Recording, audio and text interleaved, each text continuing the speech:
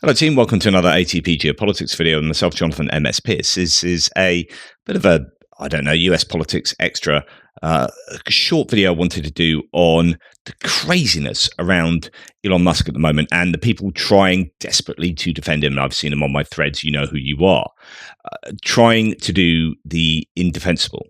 First of all, just listen to this really rather bizarre statement from Donald Trump. And it's pretty amazing. But he did that, and then he journeyed to Pennsylvania, where he spent Elon Musk a month and a half campaigning for me in Pennsylvania. And he's a popular guy, and he was very effective. And he knows those computers better than anybody, all those computers, those vote-counting computers. And we ended up winning Pennsylvania like in a landslide, so it was pretty good. It was pretty good. So thank you to Elon. And that he knows those computers better than anybody, those vote counting computers, and we ended up winning Pennsylvania like in a landslide. Are those statements connected? Does Elon Musk, there were claims that he knew 4 hours ahead of the result what the results would be because of his connections to the computers.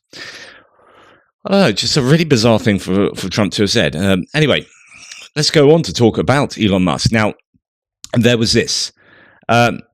And as someone says, there's no mistake when you do this twice. But you've got two options here. Either he did this intentionally knowing what it was, or he did this thinking that that sign was clearly a fine sign to do, but did it for some other reason, thinking it was some other sign. Right? He's either insanely irresponsible and morally corrupt and a fascist, or he's deeply irresponsible for not being able to work out that doing a sign that looks identical to a Nazi salute is a bad thing to do at a rally. Like, there is no escaping whatever your defense of him is. He's an absolute douche. But I don't think you can get away with thinking this is anything other than what it looks like. Look at the force that you do that, right? And then he says, my heart goes out to you, right? If I was doing my heart goes out to you, I'd do something that involves like love, right? My heart goes out to you, and that would be some kind of care, something like that. My heart goes out to you. I would not slam my chest and throw out a Zeke Heil looking thing that has forcefulness, right?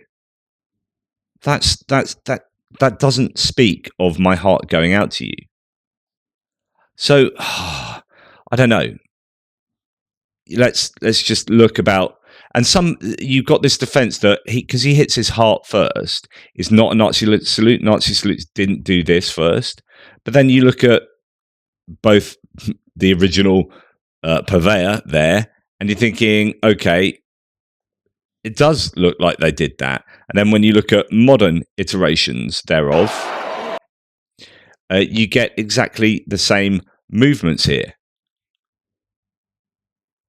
So, hitting his chest in the heart area, that's exactly what the salute appears to do when it's generally used. And then, Constantine here says, another angle, I don't know how you can deny it, but trust me, anyone whitewashing this perfectly knows what it was. The man is crazy. Thank you. I'm sorry, that movement of the head and the arm with such forcefulness is not my heart goes out to you. My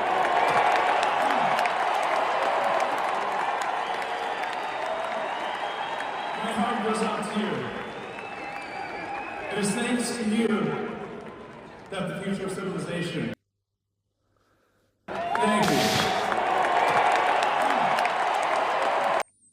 Every time I watch that, I just think, you're fooling yourself if you think this guy's a nice guy. So anyway, you can make whatever conclusion you'd like, but certain people seem to think it says what it appears to say, and activists have now projected onto his Tesla plant, I think in Germany, Heil Tesla, and him putting out his Nazi salute there. So that is the Berlin plant in Germany. I don't know. If you're trying to defend, if you spend time trying to defend this, then it says more about you than anything else.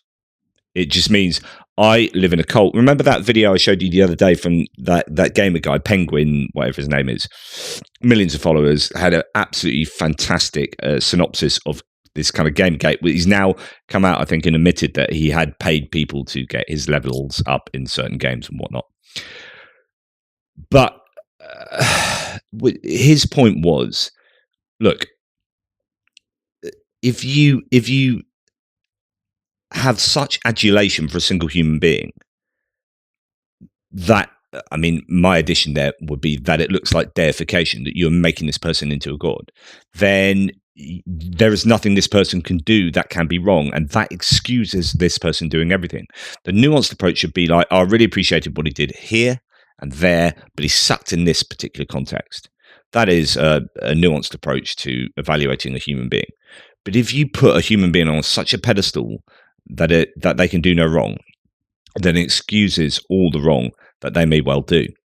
And in Elon Musk's case, I know people personally who've put him on such a pedestal, and now they're kind of backed into a corner and then jumping through hoops and contorting themselves mentally in order to maintain his moral supremacy, if you like, the idea that this guy is morally infallible.